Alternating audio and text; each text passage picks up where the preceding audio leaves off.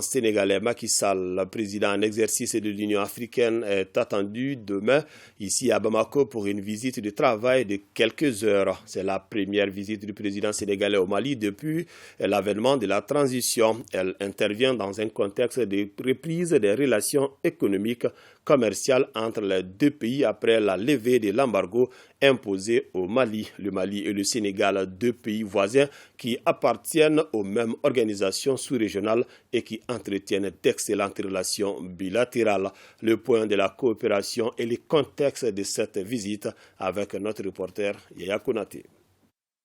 Les opérateurs économiques des deux pays ont déjà donné le ton. Après près de 6 mois d'embargo imposé à notre pays, l'heure est à la relance des échanges commerciaux entre le Mali et le Sénégal. Si le monde des affaires des deux pays n'a pas souhaité perdre de temps, c'est compte tenu de l'importance stratégique de l'axe Bamako-Dakar. Le Mali est en effet la principale porte d'entrée du Sénégal vers les pays de la CEDEAO et le Sénégal la principale source d'approvisionnement du Mali en denrées de première nécessité. Des échanges commerciaux certes importants mais qui ne constituent que la partie émergée des relations entre deux pays liés par l'histoire et la géographie. Deux pays avec un même peuple dont la volonté de cheminer ensemble date de bien avant les indépendances. Si l'éphémère fédération du Mali n'a pas résisté en son temps aux vicissitudes de l'histoire, Maliens et Sénégalais se sont toujours inscrits dans la logique d'une coopération mutuellement avantageuse en établissant de solides relations bilatérales. Elles sont régies aujourd'hui par une dizaine d'accords et de conventions dans des domaines divers avec un cadre de coopération établi à travers une grande commission mixte.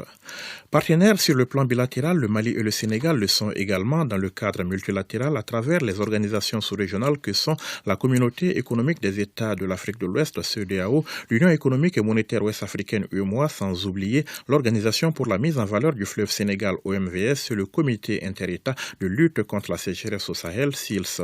À cela, il faut ajouter la communauté de destin à travers l'appartenance au même continent, donc à la même organisation continentale, l'Union africaine, dont le président sénégalais préside aujourd'hui aux destinées. La coopération multilatérale, c'est aussi à travers l'Organisation des Nations Unies. Pas moins de 800 soldats sénégalais participent aujourd'hui à la consolidation de la paix dans notre pays à travers la mission multidimensionnelle intégrée des Nations Unies pour la stabilisation du Mali, MINUSMA. Une mission dont le mandat a été renouvelé en juin dernier sans tenir compte des réserves formulées par le Mali, ont clamé les autorités maliennes qui avaient d'ailleurs suspendu les rotations des contingents onusiens suite à l'interpellation de 49 militaires ivoiriens, éléments nationaux de soutien selon leur pays et la force onusienne, mercenaires selon les autorités maliennes. Si ces rotations sont à nouveau autorisées sur de nouvelles bases, on le voit, les sujets susceptibles d'être au menu des échanges entre les deux parties ne manquent pas, d'autant plus que Macky Sall, pour sa première visite au Mali depuis l'avènement de la transition, arrive dans notre pays avec une double casquette, celle de président du Sénégal et de président en exercice de l'Union africaine. Lui qui, en cette dernière qualité, est chargé aujourd'hui de parler au reste du monde au nom du continent africain.